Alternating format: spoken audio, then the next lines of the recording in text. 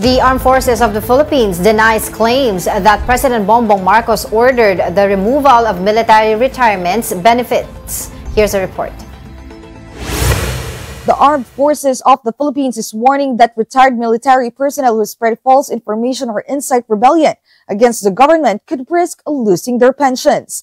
But the AFP also denies claims circulating online that President Bongbong Marcos has ordered the removal of military retirement benefits, calling such reports baseless, malicious, and meant to mislead.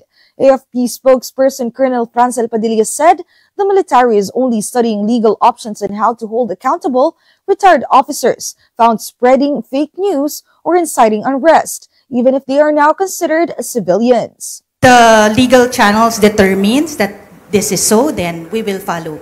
The AFP is not gonna take this sitting down. So we are aware that all of these things are happening, and of course, we will react accordingly po.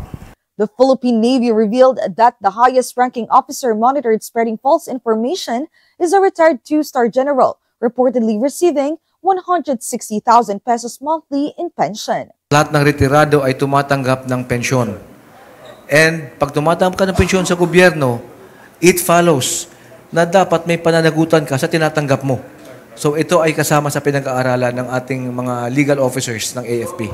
Earlier, AFP Chief of Staff General Romeo Bronner Jr. said some retired officers had been urging active soldiers to withdraw support from President Marcos amid protests over alleged flood control anomalies. Meanwhile, the AFP refuted allegations of 15 billion pesos worth of ghost projects, saying these are implemented by the Department of Public Works and Highways.